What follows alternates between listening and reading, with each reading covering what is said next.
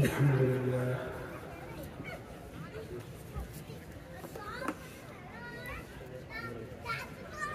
لله نحمده ونستعينه ونستغفره ونؤمن به ونتوكل عليه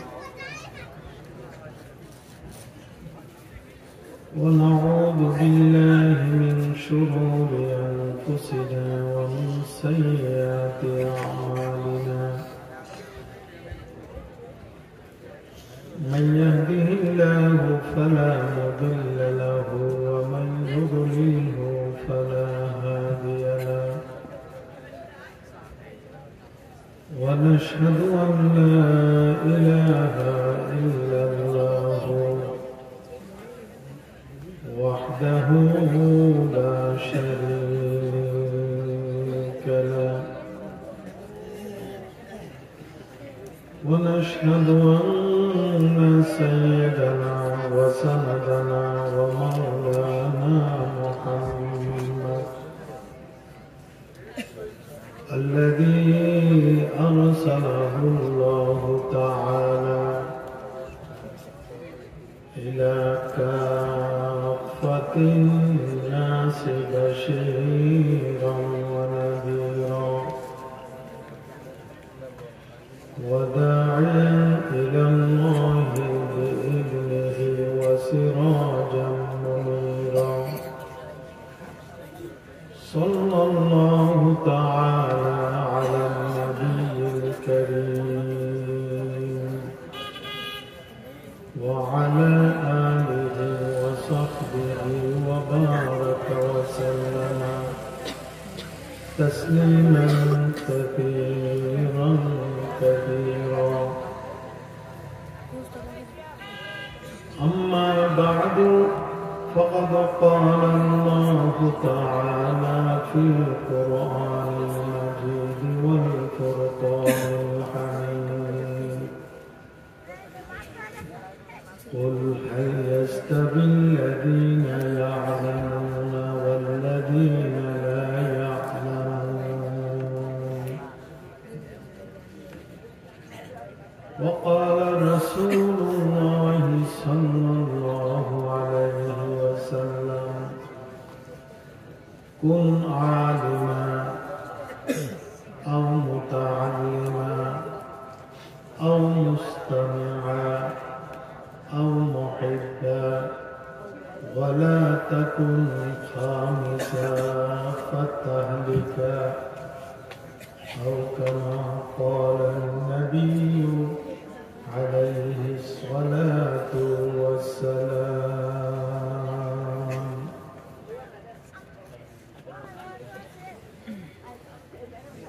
জামিয়া আমিনিয়া শামসুল উলুম মাদ্রাসা কর্তৃক আয়োজিত আজকের এই বার্ষিক ওয়াজ মাহফিলের সম্মানিত সভাপতি কাবিল সব এহতরাম হযরত উলামায়ে কেরাম এলাকার ইমানদার দিনদার দরদারানে ইসলাম যুব সমাজ ছাত্র সমাজ পর্দার আড়ালের মা ও বোনেরা সংক্ষিপ্ত খুতবা এবং দুরূদ শরীফের পর পবিত্র কালামে পাক থেকে ছোট্ট একটি আয়াতে কারিমার অংশ বরকতের জন্য আপনাদের সামনে তেলাওয়াত করা হয়েছে এবং আল্লাহর নবী জনাব মুহাম্মদুর রাসূলুল্লাহ সাল্লাল্লাহু আলাইহি ওয়াসাল্লামের অগণিত হাদিস থেকে ছোট্ট একটি হাদিস তাও বরকতের জন্য আপনাদের সামনে পাঠ করা হয়েছে মহাবিজ্ঞানময় আল্লাহ পাক সুবহানাহু ওয়া তাআলা যদি তৌফিক দান করেন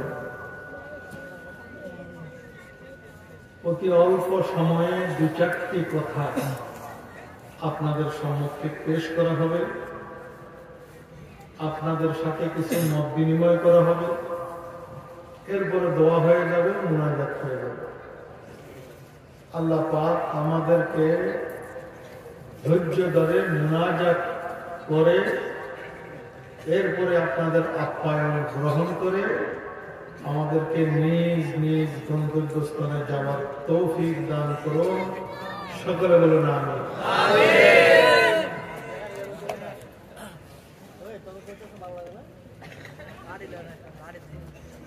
এই জামিয়ার নামকরণ করা হয়েছে আমিনিয়া শামসুল উলুম মাদ্রাসা।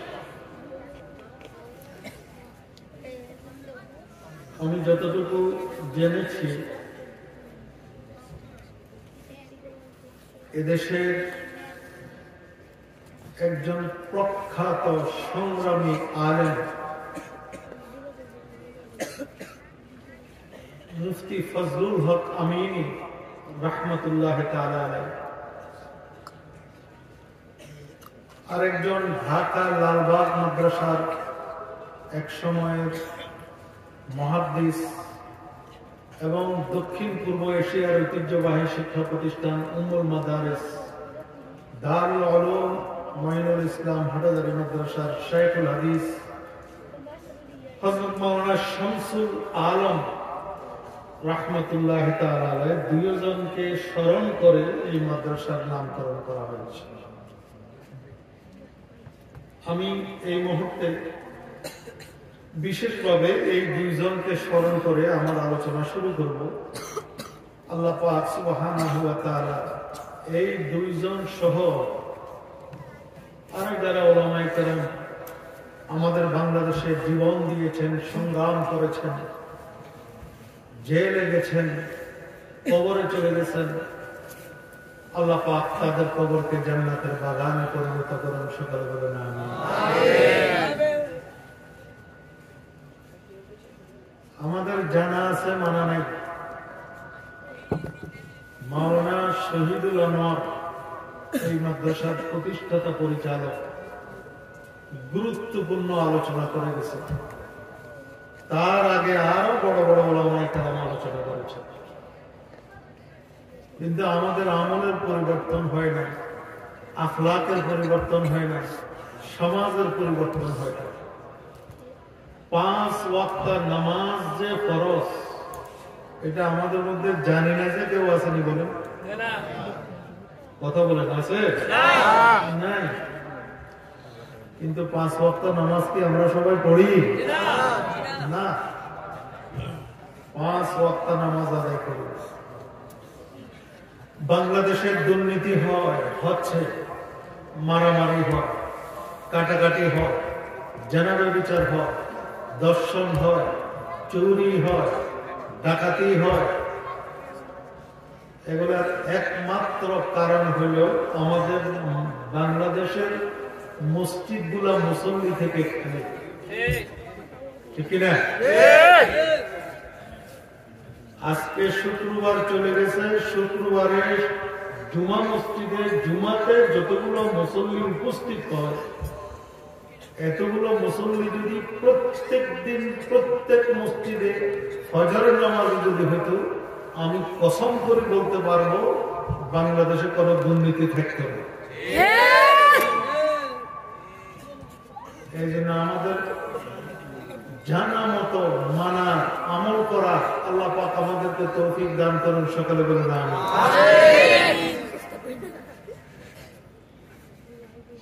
কথা তো হয়ে গেছে, আমি সংক্ষিপ্ত কিছু কথাবার্তা আপনাদের সামনে বলতে চাই। মুনাজাতের আগে কারাগারে চলে যাবেন, একটু হাত উঁচু করে দেখেন তো। একদম মুনাজাতের আগে আগে চলে যাবেন। আচ্ছা, অসুবিধা নেই, যেতে পারেন। উনি কথা বুঝেন না মনে হয়, হাতে এই 7 আসমান, 7 জমিন, গ্রহ, উপগ্রহ, নক্ষত্র, সবকিছুর মালিক, সবকিছুর সৃষ্টিকর্তা, স্রষ্টা একমাত্র কে?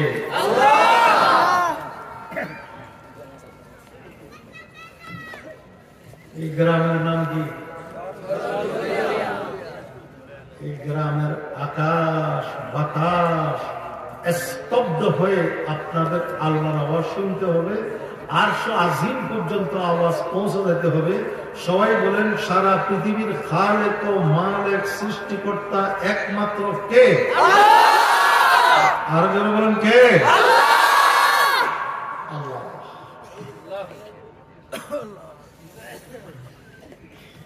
পৃথিবীর অন্যান্য রাষ্ট্রের মতো বাংলাদেশেও কিছু নাস্তিক আছে যারা আল্লাহকে মানে না।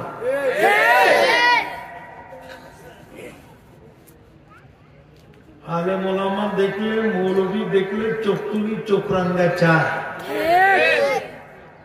কিছু নাস্তিক আছে না নাই?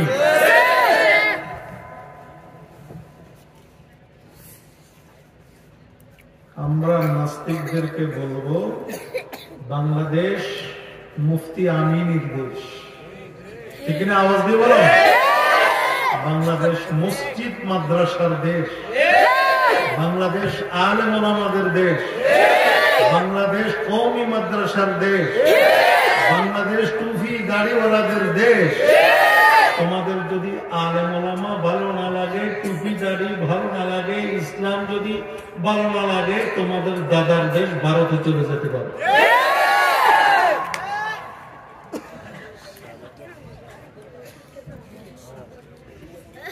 আমাদের বাংলাদেশের চট্টগ্রামে বিশাল বিশাল বড় বড় পাহাড় আছে না নাই?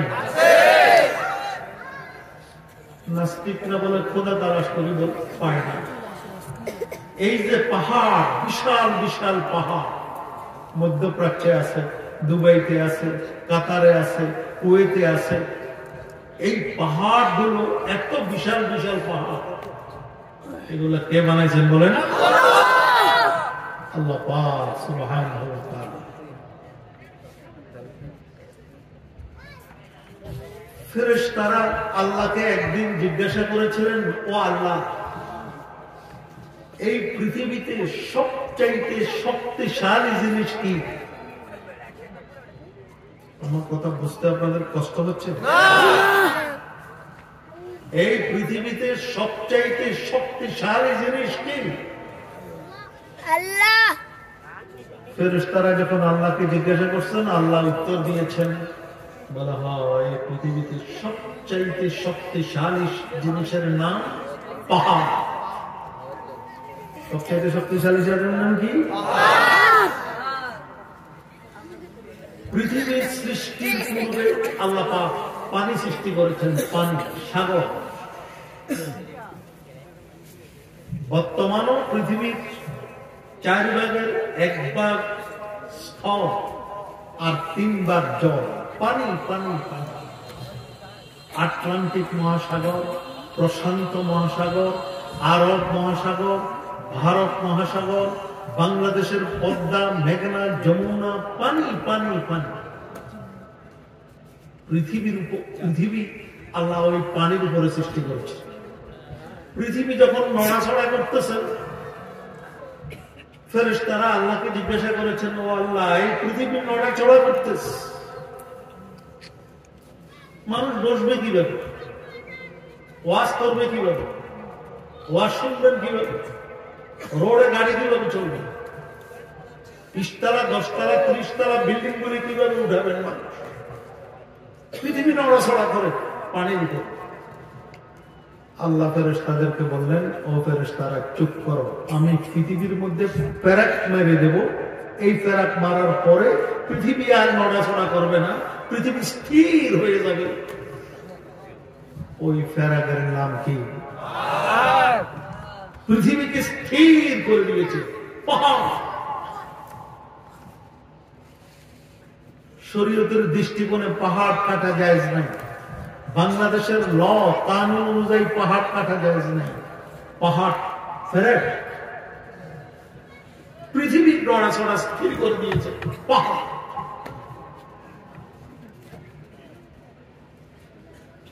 এরপর ফেরেশতারা জিজ্ঞাসা করলেন, ও আল্লাহ, এই পাহাড়ের চাইতে শক্তিশালী কোন জিনিস আছে? পাহাড়ের চাইতেও শক্তিশালী জিনিস আছে। ওই শক্তিশালী জিনিসের নাম লোহা। কি ভাই? যে সমস্ত যন্ত্র দিয়ে, অস্ত্র দিয়ে পাহাড় কাটা হয়, এগুলো তৈরি করা হয় কি দিয়ে? কোদাল, দা, খন্তা, এরপরে আরো বড় বড় যন্ত্র সবগুলো তৈরি করা হয় কি দিয়ে? পাহাড়ের চাইতে শক্তিশালী জিনিস হলো লোহা। আমি আপনাদের থেকে পরীক্ষা নেব, একটু বড় রিপ্লাই দিতে হবে আমাকে। পৃথিবীর সবচেয়ে শক্তিশালী জিনিসের নাম কি বললাম? পাহাড়ের চাইতে শক্তিশালী জিনিসের নাম ফেরেশতারা আল্লাহকে জিজ্ঞাসা করলেন, ও আল্লাহ, এই লোহার চাইতে শক্তিশালী কোন জিনিস আছে নাকি? আল্লাহ বলেন যে হ্যাঁ, লোহার চাইতে শক্তিশালী জিনিসেরা আছে।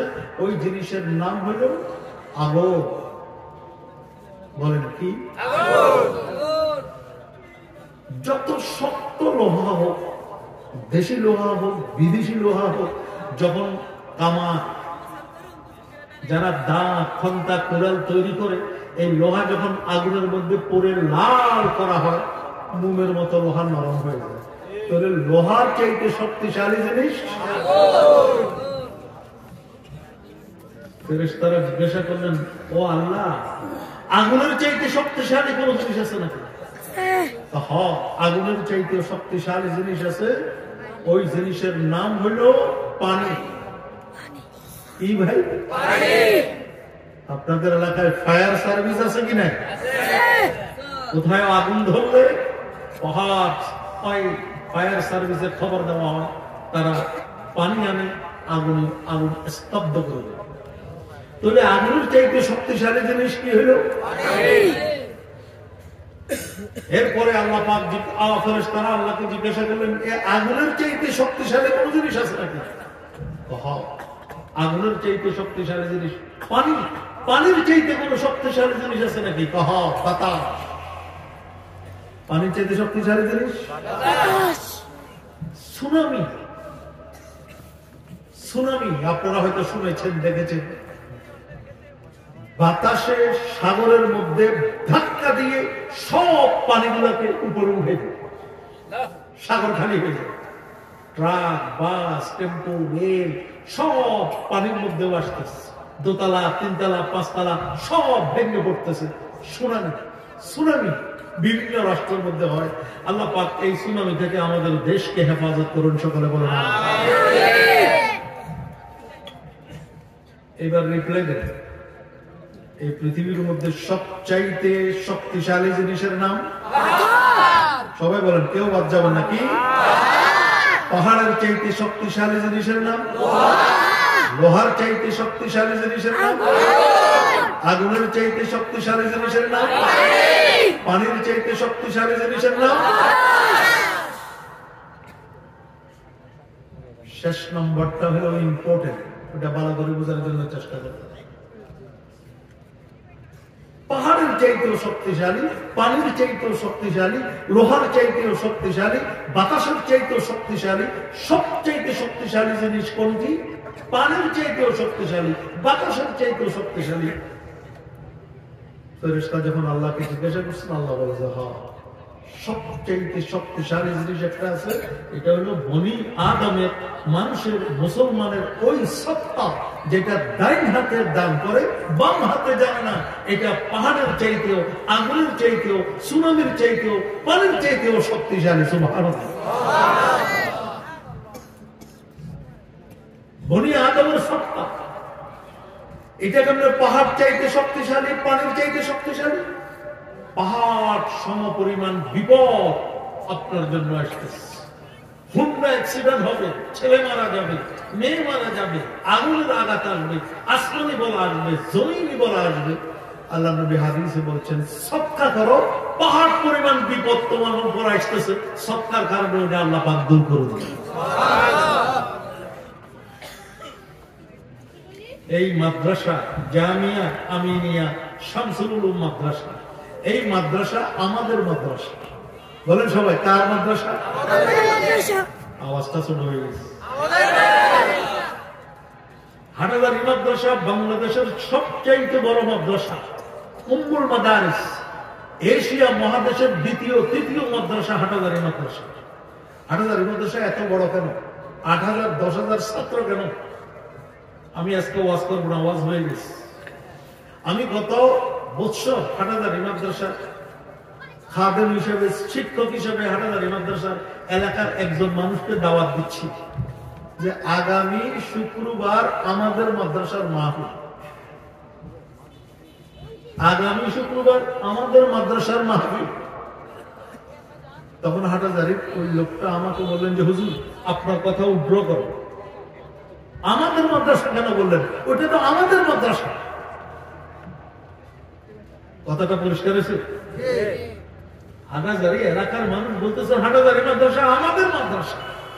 আমি আপনাদের থেকে প্রতিশ্রুতি আদায় করতে চাই, আপনারা আজকে দিন থেকে যতদিন বাঁচবেন এই জামিয়া আমিনিয়া শামসুল উলুমকে আমাদের মাদ্রাসা মনে করবেন। কারা কারা হাত উঠে দেখেন তো, হাত উঁচু করে রাখেন, হাত উঁচু করে রাখেন। আল্লাহ পাক আমাদের সবাইকে কবুল করুন, সকলে আমিন বলেন। বলেন এই মাদ্রাসা কাদের মাদ্রাসা? সবাই বলেন এই মাদ্রাসা কাদের মাদ্রাসা? আমাদের মাদ্রাসা। হাত নিচে।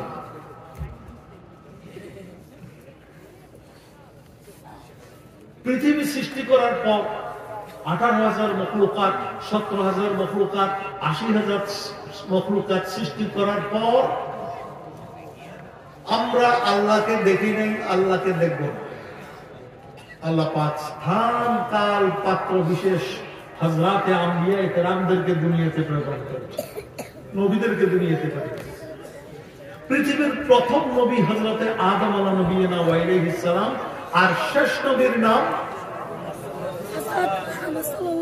বলেন না, শেষ নবীর নাম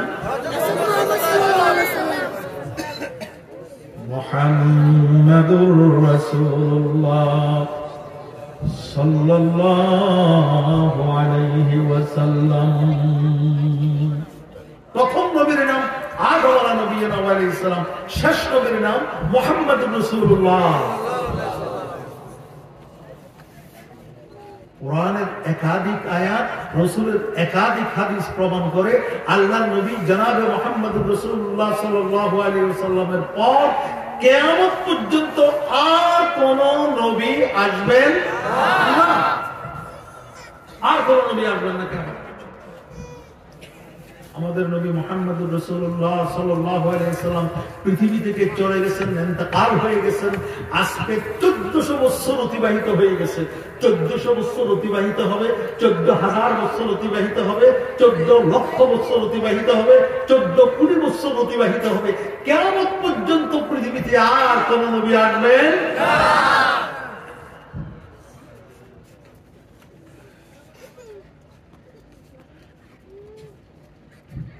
সমস্ত আম্বিয়া ইকরাম মাসুম, নিষ্পাপ।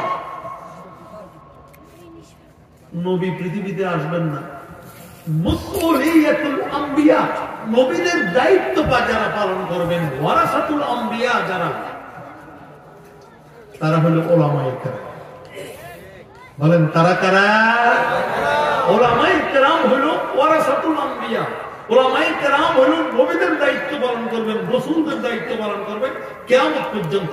তুলু শামসু মিনাল মাগরিব, পশ্চিম দিক থেকে সূর্য উত্তরণ পর্যন্ত, ইয়াজুজ মাজুজের আবির্ভাব হওয়া পর্যন্ত, আর হুজুরে ঈসা পর্যন্ত, ইমাম মাহদীর আবির্ভাব পর্যন্ত, কিয়ামত পর্যন্ত উলামায়ে কেরাম নবীদের দায়িত্ব পালন করবেন, নবীদের কর্মসূচি বাস্তবায়ন করবেন উলামায়ে কেরাম। ঠিক কিনা? যদি বুঝে থাকুন বলুন, উলামায়ে কেরামের দরকার আছে না? না আছে।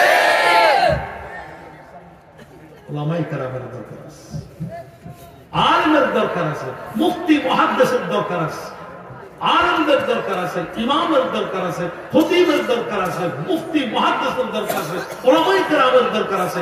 উলামায়ে কেরাম ছাড়া রাষ্ট্র অচল হয়ে যায়।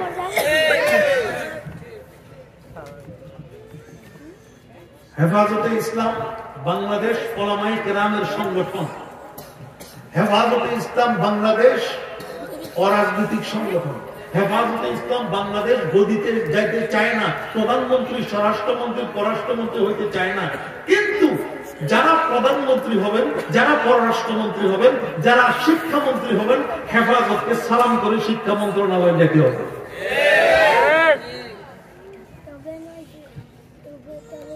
আমি যে হাদিসটি আপনাদের সম্মুখে তেলাওয়াত করেছি, আল্লাহ নবী জনাবে মুহাম্মদুর রাসূলুল্লাহ সাল্লাল্লাহু আলাইহি ওয়াসাল্লাম ইরশাদ করেন, قال رسول الله صلى الله عليه وسلم كن عالما। আল্লাহর নবী জনাবে মুহাম্মদুর রাসূলুল্লাহ সাল্লাল্লাহু আলাইহি ওয়াসাল্লাম ইরশাদ করেন, আয় আমার উম্মতেরা, যদি সম্ভব হয় আলেম হও। যদি সম্ভব হয় কি হও? আলেম হও। কোন আলেমা, যদি সম্ভব হয় আলেম হও। আলেম সারা পৃথিবী অচল, আলেম সারা রাষ্ট্র অচল, আলেম সারা সমাজ অচল। ঠিক কিনা বলো?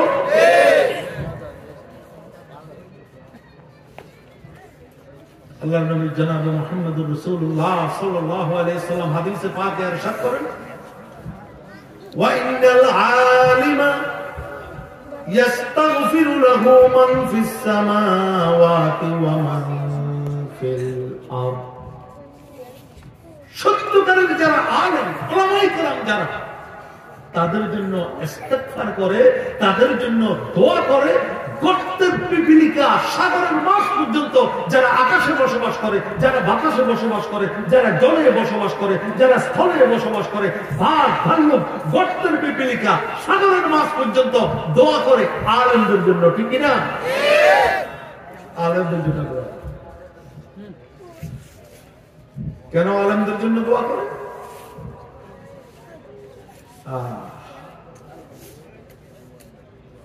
মিশকাত শরীফের একটা টিকা গ্রন্থ আছে, মিরকাত। ওই মিরকাতের মধ্যে লেখা আছে মিশকাত শরীফের সূরা আলেমদের জন্য কেন দোয়া করে। এই হাদিসটা বুঝতে হলে আরেকটা হাদিস বুঝতে হবে। আল্লাহ নবী বলতেছেন, قال رسول الله صلى الله عليه وسلم لا تقوم الساعة في الأرض حتى يقال الله الله। পৃথিবী একদিন ধ্বংস হয়ে যাবে, পাহাড় গুলো তুলার মতো উঠতে থাকবে, আসমান ভেঙে পড়ে যাবে, জমিন ফেটে যাবে, পাহাড় গুলো তুলার মতো উঠতে থাকবে। ওই কিয়ামত পৃথিবীতে প্রতিষ্ঠিত হবে না যখন পৃথিবীতে একজন আলেম থাকবে, একজন আল্লাহওয়ালাকে ডাকওয়ালা থাকবে। কয়জন? সবাই বলেন আল্লাহ আল্লাহ। আর যারা বলেন আল্লাহ। শুধু আমেরিকায় নয়, শুধু রাশিয়া নয়, শুধু ব্রিটেন নয়, শুধু বাংলাদেশ, পাকিস্তান, আফগানিস্তান নয়, সারা পৃথিবীর মধ্যে যদি একটা রাষ্ট্রের মধ্যে, একটা জায়গার মধ্যে একজন মানুষ, একজন আলেম যদি আল্লাহকে ডাকনেওয়ালা থাকে, আসমান ভাড়া ভাঙ্গা কিয়ামত, জমিন ফাটা কিয়ামত, পাহাড় গুলো যে তুলার মতো উঠতে থাকবে, ওই কিয়ামত পৃথিবীতে প্রতিষ্ঠিত হবে।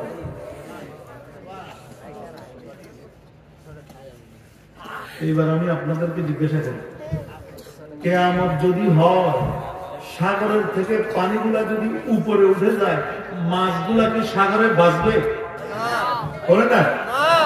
পানিগুলা যখন উপরে উঠে যাবে, গর্তের পিপিলিকায় যখন, গর্তের পিপিলিকার গর্তের মধ্যে যখন পানি ঢুকবে, পিপিলিকা কি বাঁচবে? ওই যে গর্তের পিপিলিকা, সাগরের মাছ কেন আলেমদের জন্য দোয়া করে? এই জন্য দোয়া করে, আলেম যদি না থাকে পৃথিবী ধ্বংস হয়ে যায়, সুনামি হবে, কিয়ামত হবে, গর্তের পিপিলিকাও আর বাঁচবে না, সাগরের মাছগুলিও বাঁচবে না। এই জন্য আলেমদের জন্য দোয়া করে। গর্তের পিপিলিকা, সাগরের মাছ, আওয়াজ দিয়ে বলুন, আলেমের দরকার আছে না? এই জন্য আল্লাহ নবী বলেছেন, কোন আলেমা, যদি সম্ভব হয় আলেম। এক নম্বর আলেম। আলেম করতে হবো, আমার বয়স 50 হয়ে গেছে, 60 গেছে, 70 হয়ে গেছে। আল্লাহ নবী বলেন, আও মুস্তামিআ আও মুতাআল্লিমা, ও আমার উম্মতেরা, যদি আলেম হইতে না পারো, আলেমের ছাত্র হও। কি হও? ছাত্র হও। আলেমের কি হও? ছাত্র হও। ছাত্র হও, আলেমের ছাত্র হও। হুজুর ব্যবসা বাণিজ্য করি, এক্সপোর্ট ইম্পোর্ট করি, বিজনেস করি, ছাত্র হওয়ারও সুযোগ নাই। আল্লাহ নবী বলেন আও মুস্তামিআ, আলেমের কথা শুনো। কার কথা শুনো? আলেমের কথা। হুজুর আলেমের কথা শোনার সুযোগ নেই, এত বেশি ব্যস্ত। আল্লাহ নবী বলছেন আও মুহিব্বা, যদি শোনার টাইম যদি না থাকে আলেমকে ভালোবাসো। আলেমকে ভালোবাসো। দেখেন চারটে কথা বলা হয়েছে, বলে যে ওয়ালা তাকুন খামিসা। আল্লাহ নবী বলতেছেন, আল্লাহ নবী জীবনে কোনোদিন মিথ্যা কথা বলেন নাই। আপনার নবুয়ত বাদার নবুয়ত কোনোদিন নবী মিথ্যা কথা বলেন নাই। আল্লাহ নবী বলতেছেন ওয়ালা তাকুন খামিসা, খবরদার পঞ্চম ব্যক্তি হইও না। ফাতাহলিকা, যদি পঞ্চম ব্যক্তি হও তুমি ধ্বংস হয়ে যাও।